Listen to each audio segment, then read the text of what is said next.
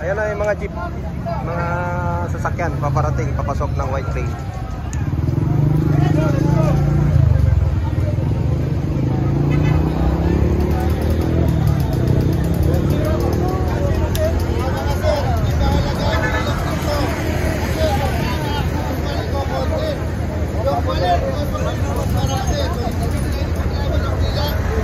Ang mahalaga dito, kami ay nasa tama. No? Yung pinaglalaban namin dito, hindi po kami nahihipaglaban ng bilang. Kasi usually, kapag nasa tama tayo, kukunti ang sumasama. Kung alilang mali, kung mas marami. Ang laban dito, kami naninindigan kung ano ang tama, kung ano ang dapat gawin. Kaya po yung mga congressman, nagpagod kayo sa Quadcom, nag-ubos kayo ng pera ng bayan. Ang tanawagan kayo, kailangan ng kasunlisted, impeachment, pirmahan nyo. Kasi kung hindi nyo pirmahan, ibalik nyo ang pera ng bayan na ginastos nyo sa investigasyon sa Quadcom. Ito ang tama, marami o konti, maninindigan po kami para sa tama. At yung mga kababayan nating Pilipino, kung pabor po kayo sa tama, pabor kayo sa bukas, pabor kayo sa magandang kinabukasan ng bansang ito, ang sagot po, i-impeach si Sara Duterte. Yun lang po. Sara Duterte! Impeach! Sara Duterte! Impeach! Sara Duterte! Impeach! So yun guys, impeach nga daw ang sinisigaw. At parang magkaiba yata, parang iba yata yung posisyon doon. Diba? At kasi may sumisigaw rin doon guys eh. Parang mas malakas ang sigaw dito.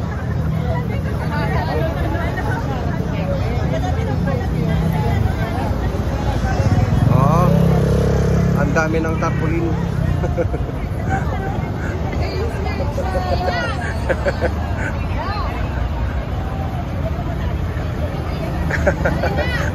Wag mo ko tutulungan, ikaw na nga lang yung viewers ko.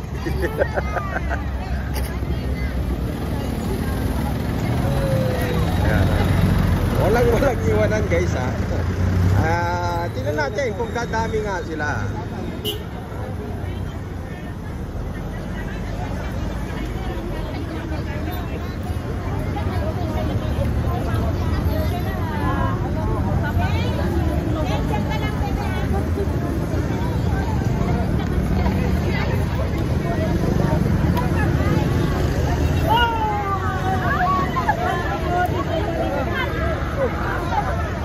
Mas madami pa vendors.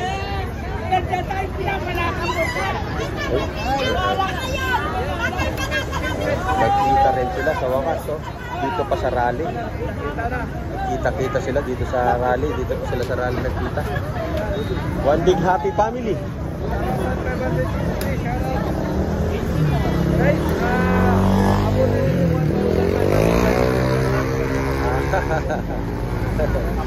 Hindi po, may mga kapulisan naman po, marami.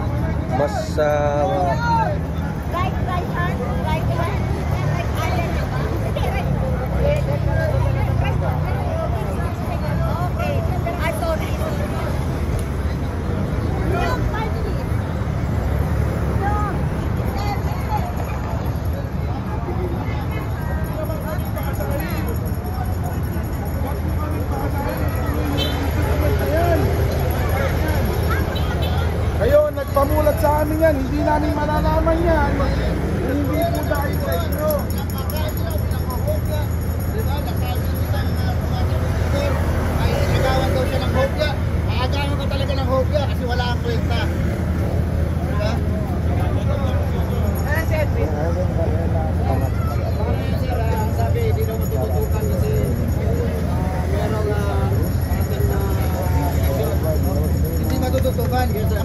sasabihin lang na pag hindi natutukan.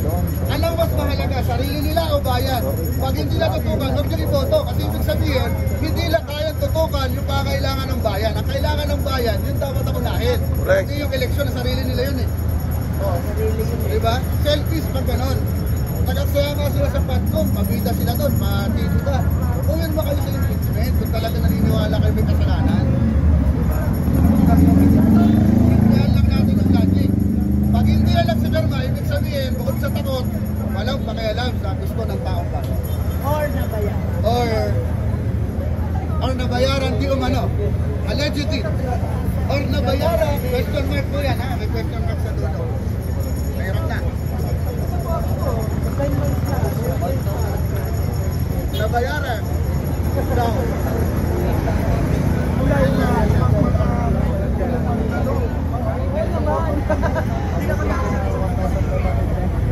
Ang panawagan po kasi natin ay sumama yung may gusto. Kasi kami po sa totoo lang, nag-ambagan kami dito. Nasabihan pa nga kami mga ngurakot daw ng kasikas eh. Ito po ang baga namin ng gastos dito, yung mga nag-donate. No? Kaya taong bayan po itong protesta na ito. Marami o konti, tuloy po ito. Kasi nga ma'am, gaya ng sabi ko, hindi naman na-measure sa dami. Kasi usually, dahil ng panahon ni Cristo, ang nagpapako kay Cristo, mas marami sa naniwala kay Cristo ng panahon. Ganon po ang laban ng kapapanalan. Nagsisimula sa konti, eventually tumatawa.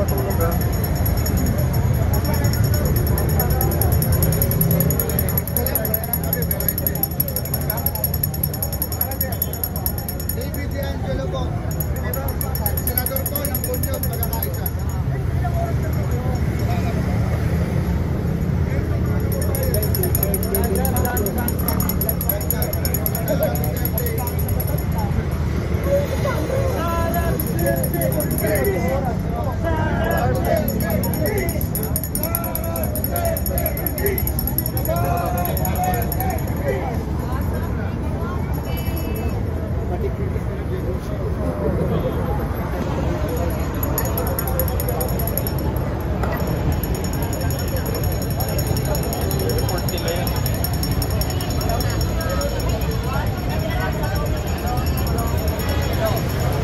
May listahan.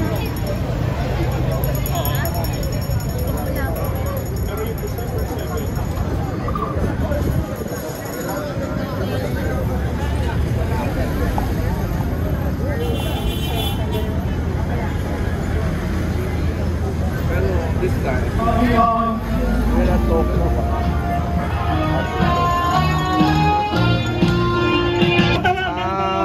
Ilang jeep din ang dumating, guys. Marami-rami ding dalawang jeep na dumating na mga nakaputi. Magdalo party list. Sinong kumain na? Ako hindi pa rin kumain ha. So ano ba tong ating pagtitipon, Admin Rich? Magpakilala tayo. Pakilala ka muna. Pakilala. Ako po si Agamulak. Ay, hindi ayaw maniwala. Ako po si Kulat Suliman, ang National Secretary General ng Bunyog Party List.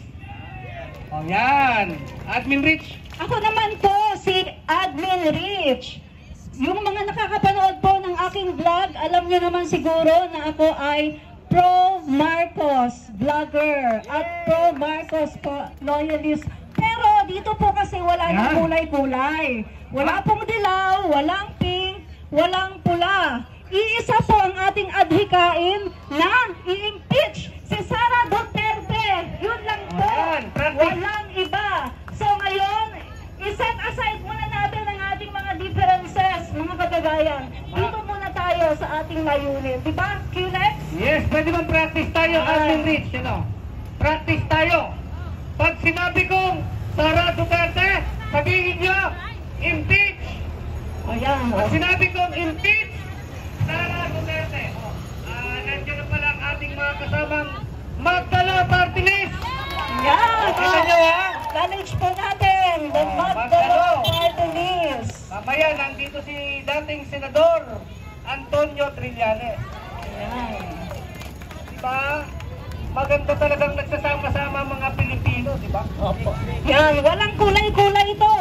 Sabi ko nga mga kababayan, nung ako aking page, may nagsasabi, may kasama ba kayo dyan na medyo kumakaliwa?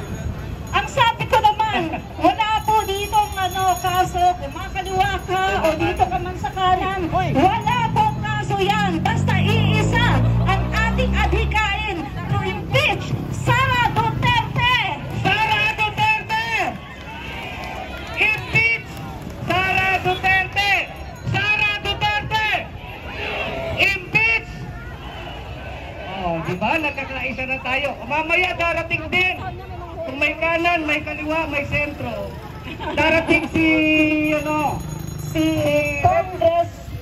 Congresswoman Fran Castro. Oh, di ba? Nagsasama-sama na tayo para mawala na yung impacto. Kung dati nung panahon ng eleksyon, tayo ay nagbabardagulan at nag-aaway. Ngayon po ay isa-set aside natin yan. Matured na po tayo, di ba? Okay. So naniniwala na kayo dyan? Mga kababayan, matured na tayo. At ang layunin natin ngayon ay alisin sa katangkulan ang isang vice-presidente na wala namang karapatan na maging vice-presidente dahil siya ay Magnanakaw. tama! O mamaya, paano pa lang yan? Intro pa lang to, no? Oo. Admin Rich, pakilala natin. Isa-isa siguro.